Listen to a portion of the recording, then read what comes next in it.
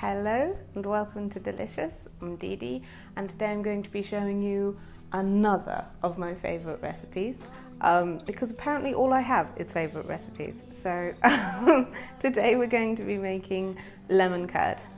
I love lemon curd so much. One of my earliest memories as a child is my nana making lemon curd, and I could not get enough of the stuff.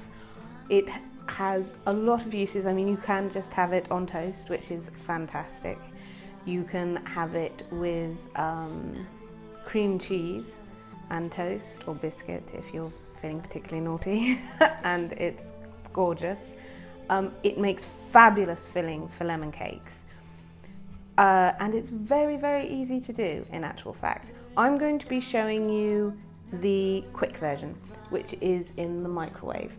Normally this would be made on stovetop in a double boiler, and you can still do that with this very recipe, but this, for instance, is going to take me about 5 to 10 minutes, and when you're doing it stovetop, it takes longer. And I always find that if you're using the microwave, you're less likely to overdo it, burn anything, to end up scrambled.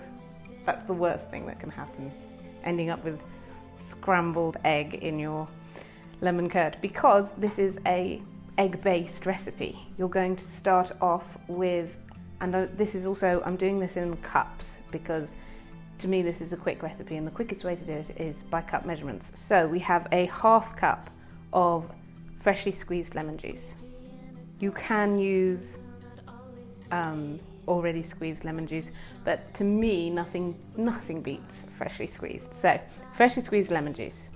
You're also going to need 3 eggs, ½ cup of sugar, preferably white because it will give you the best colour at the end, and ½ cup of butter. And you're going to start off by putting, and you're going to need a Pyrex bowl. So you're going to start off by putting your sugar and your lemon juice into the bowl, and you're going to put that into the microwave for a minute. And I always do this in minute and later on ½ minute increments, because you don't want to overcook it, because it gets a different texture, the texture changes. And also, you don't, when you put the eggs in, you don't want to end up with scrambled egg on top either. So for starters, you're going to melt this in the microwave until the sugar has melted into the lemon juice and it's quite hot. Alright, so mine is quite a hot microwave. Mine is, I do mine at 900 watts, is it? I do mine at 900 watts. So if yours is slow, it's going to take you a little bit longer. Mine takes about 2 minutes. And at that point, you will have no granulated sugar in the bottom of your bowl. So set it aside. Now, as I'm doing this, I'm just going to say, because you're going to be cracking these into this bowl to make sure that they're okay. I've been caught out once in like 20 years and it haunts me to this day, so I always do this. Right, so you're going to crack each of them into a bowl, and you're going to put them all in at the same time, because that way you've got less likelihood of scrambling. Right, now, as I was saying in the beginning, this is a very customizable recipe. So long as you put your 3 eggs in, you can put more lemon in if you want to have more of a lemon flavour, more of a kick to it. More sugar if you want it to be sweeter. Oops, that one just went straight in. That's because I wasn't thinking about what I was doing. Oh well, never mind. We'll put them all together. More sugar if you want it to be sweeter. And if you don't like the butter, you can leave the butter out.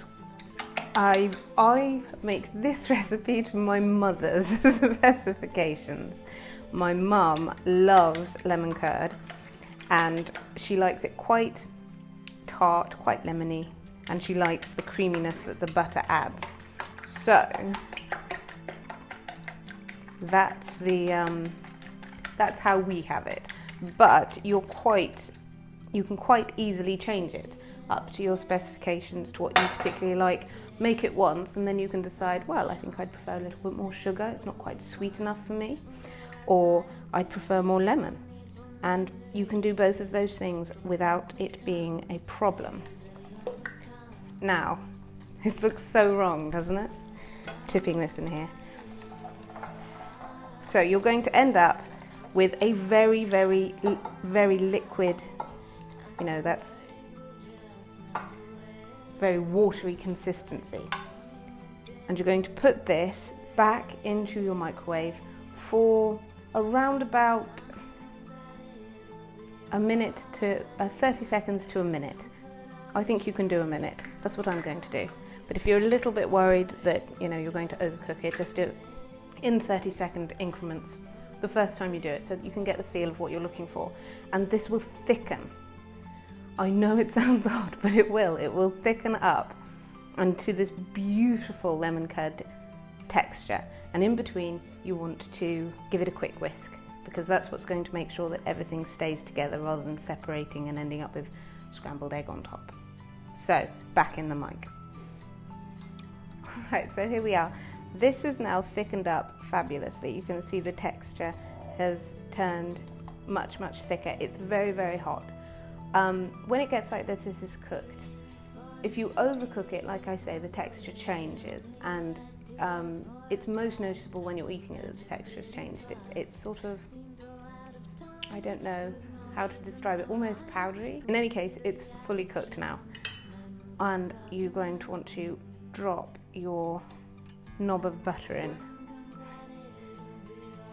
Now, like I said, this is to my mum's specifications because she absolutely loves it. If I'm making a cake, I would probably use more lemon and more sugar and sweeten it up a bit.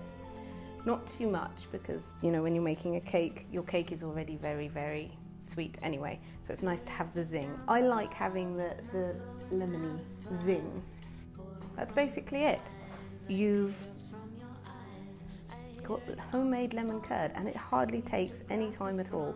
It's excellent if you're making a cake and you're like, oh, what am I going to put on it? For instance, like if you've got a Victoria sponge but you want to do the lemon version rather than a strawberry or a raspberry, and obviously normally a Victoria sponge leaves out the cream as well. So you can make a really nice lemon version of a Victoria sponge with this. One thing that I will say about this recipe though is once you've cooked it, you need to store it in the fridge, because obviously it is eggs. So don't keep it in the cupboard unless you live somewhere very, very cold and your house is very, very cold. And even then, let's be safe. Let's store it in the fridge. I hope that you enjoyed watching. I hope that you try this recipe out. If you do, please tell me and tell me how it went. And I hope you enjoyed watching. Thank you very much. See, no need for misery. These little things may come.